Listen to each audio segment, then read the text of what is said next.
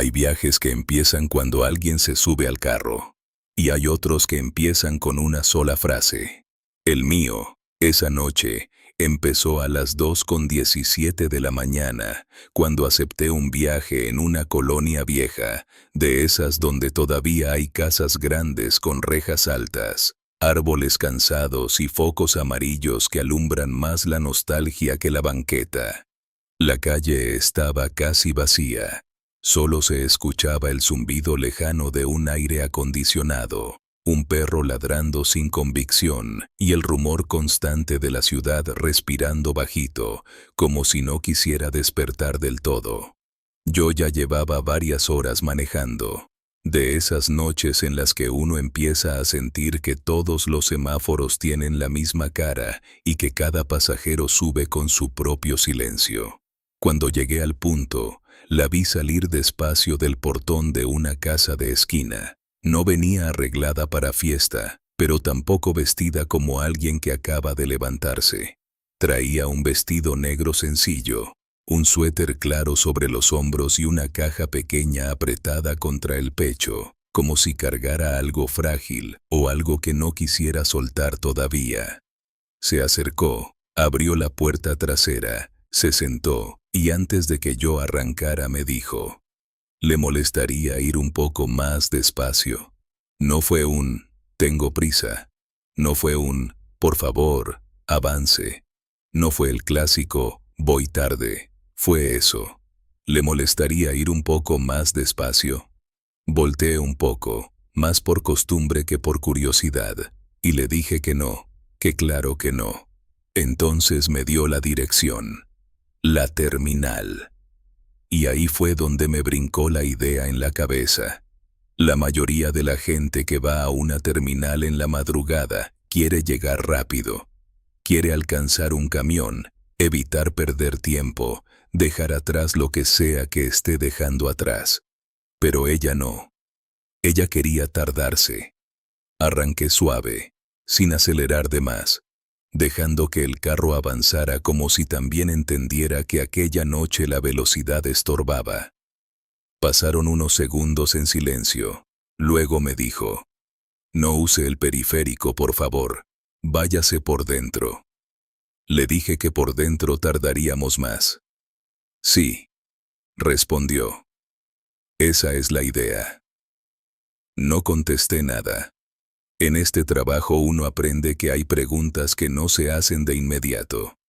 Hay pasajeros que hablan porque quieren compañía. Y hay otros que hablan porque si no hablan, se rompen. Durante los primeros minutos no dijo nada más. Solo miró por la ventana como quien no ve la calle, sino algo que está encima de la calle. Algo más viejo, más suyo. Yo la observé un par de veces por el espejo. No estaba llorando. Tampoco estaba tranquila. Tenía esa cara rara de la gente que ya lloró todo lo que podía llorar y ahora solo está tratando de no desbaratarse en público. En el semáforo de una avenida grande, cuando la luz roja nos obligó a detenernos, volvió a hablar. 12 años, dijo. Pensé que hablaba por teléfono, pero no, seguía viendo hacia afuera. 12 años fuera de esta ciudad, y nunca imaginé que iba a regresar para esto. Entonces entendí que aquel viaje no iba a ser normal, y que lo que esa mujer necesitaba no era un conductor, era testigo. No le pregunté a qué había regresado, no hizo falta. Hay personas que empiezan por el final porque les duele demasiado contar el principio. Después de unas cuadras, ella misma lo dijo. Mi mamá murió el lunes, lo dijo sin adornos, sin la voz quebrada que uno espera, como si llevara días repitiéndolo para que la frase dejara de sentirse ajena y por fin le perteneciera.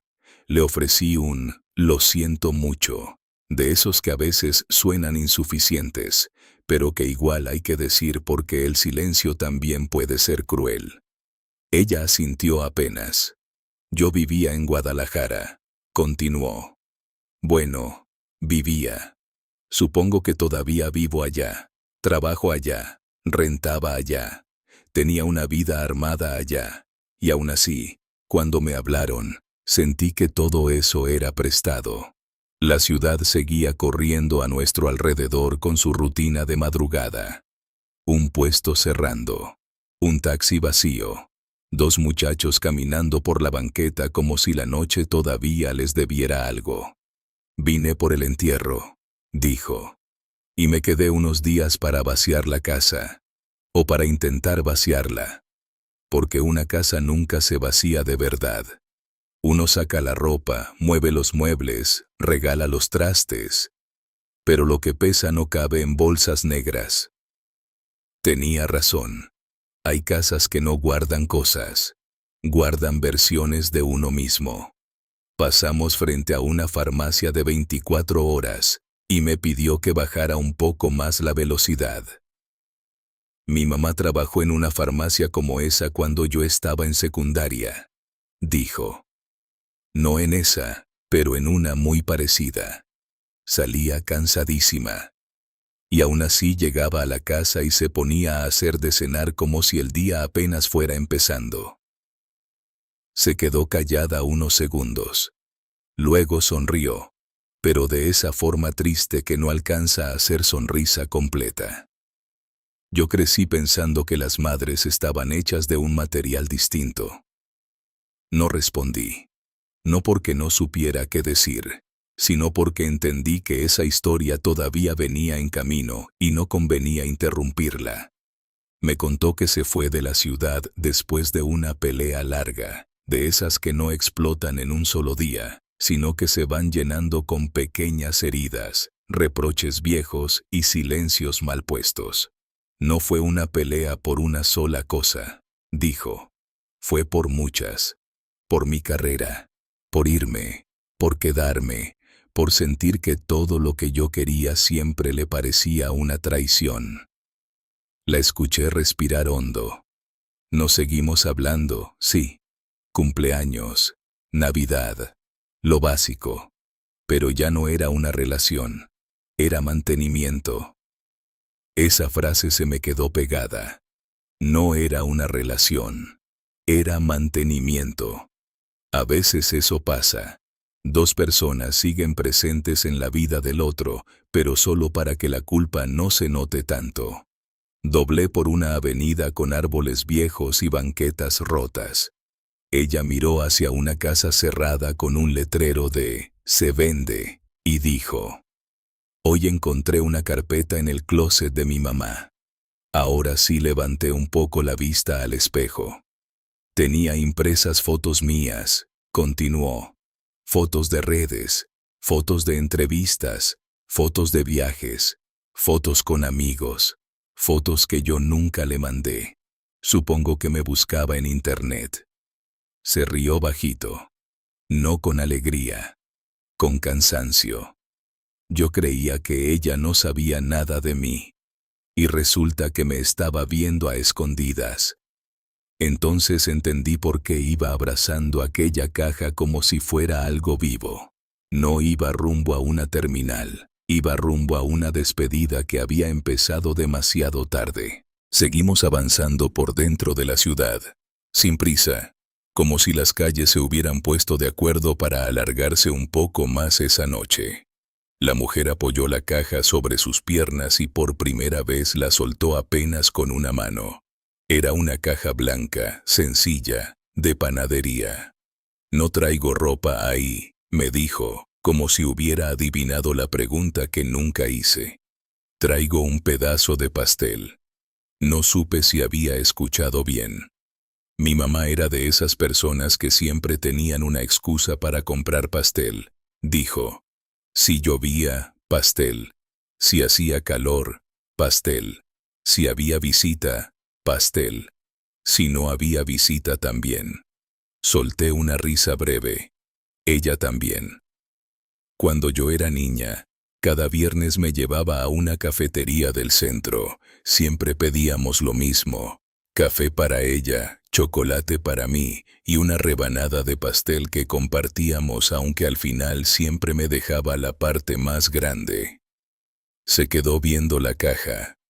Cuando vine esta semana, pensé que iba a darme tiempo de llevarle uno al hospital. El domingo me llamaron para decirme que estaba estable. El lunes en la mañana la perdí. La ciudad, de pronto, me pareció más silenciosa. Hoy, después de sacar papeles, firmar cosas y vaciar cajones, pasé por esa cafetería. Ya no es la misma. Cambiaron el letrero, las sillas, hasta el color de las paredes, pero todavía venden el mismo pastel. Hizo una pausa. Lo compré de todos modos. Yo seguía manejando, lento, parejo, dejando que ella le pusiera ritmo a la historia. No sabía si era una tontería, tal vez sí lo es, comprar una rebanada de pastel para alguien que ya no está, pero necesitaba hacer algo absurdo, algo inútil, algo que no fuera firmar, vender, entregar, clasificar, llamar. Su voz se quebró apenas en la palabra entregar, y ahí sí tuve que tragar saliva yo también, porque la entendí. Hay momentos en los que uno no necesita resolver, necesita hacer algo pequeño, ridículo, íntimo, algo que no sirva para nada excepto para no sentirse completamente traidor. ¿Sabe qué fue lo peor?, me preguntó. No respondió de inmediato, se contestó sola, que mi última conversación real con ella fue una discusión, no un abrazo, no una despedida, no una frase bonita para recordar, una discusión. Miró hacia la ventana y siguió. Ella me dijo, un día te vas a ir tan lejos que ya ni perdón vas a saber pedir. Y yo le contesté algo peor, algo de lo que ya ni siquiera quiero acordarme completo. A veces la soberbia tiene memoria selectiva. Durante años me conté a mí misma que había tiempo para arreglarlo, tiempo para volver más seguido, tiempo para sentarnos un día sin orgullo, sin agenda, sin prisa, y resulta que no, que el tiempo no se acaba de golpe, se va gastando en cuotas pequeñas y uno ni cuenta se da.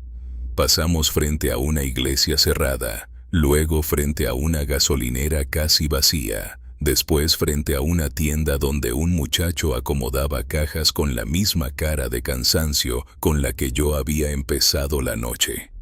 Por eso le pedí que fuera despacio, dijo, porque en cuanto llegue a la terminal, se acabó, se acaba la ciudad, se acaba la semana, se acaba el último pretexto para sentir que todavía estoy aquí con ella. Entonces levantó la mirada y la vi por el espejo. No tenía ojos de pasajera, tenía ojos de hija tarde, de hija rota, de hija que había llegado, pero no a tiempo. Faltaban pocas cuadras para la terminal cuando dejó de mirar por la ventana y se quedó viendo hacia el frente, como si quisiera memorizar hasta el último semáforo. Ya no habló durante un rato, tampoco yo. Hay silencios que no incomodan, solo acompañan. Cuando al fin entramos a la avenida principal, respiró hondo y acomodó la caja otra vez contra su pecho. Gracias, dijo, por no manejar como si esto se pudiera terminar rápido. Esa frase se me quedó clavada, porque en este trabajo uno escucha de todo.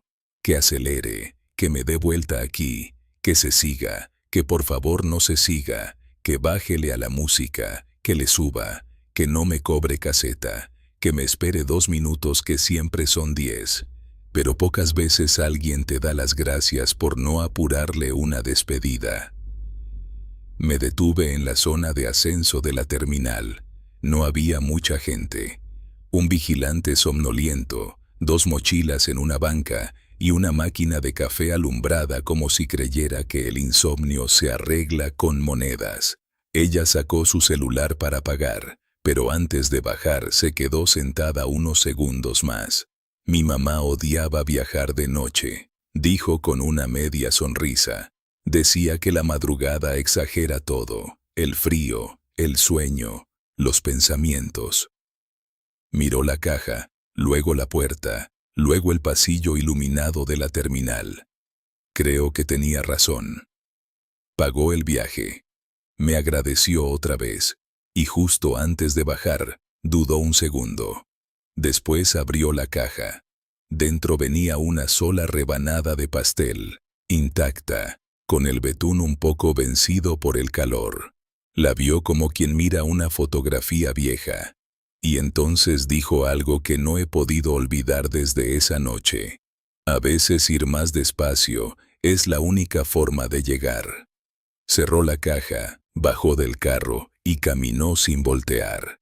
No rápido, no lento, como alguien que ya no podía detenerse más. Yo me quedé ahí unos segundos antes de arrancar. Vi cómo entraba por la puerta automática cargando aquella caja blanca igual que si llevara una ofrenda pequeña, absurda, insuficiente. Y aún así necesaria. Cuando por fin me moví, noté que había dejado un papel doblado en el asiento. Era un recibo viejo de la cafetería. Atrás, con una letra apretada y firme, había escrito: «Gracias por no acortarme el último viaje con mi madre». Guardé ese papel en la guantera, no sé por qué. Tal vez porque hay pasajeros que se bajan del carro y ya, y hay otros que dejan algo más que el pago. Dejan una frase, una grieta, una pregunta, una forma distinta de mirar la noche. Desde entonces entendí que manejar de madrugada no es solo mover gente de un punto a otro. A veces también es llevar culpas, despedidas, recuerdos mal cerrados y palabras que llegaron tarde. Y desde aquella mujer, cada vez que alguien sube y me dice que no tiene prisa, yo ya no pienso en tráfico ni en tiempo. Pienso en todo lo que una persona puede estar tratando de no perder antes de llegar.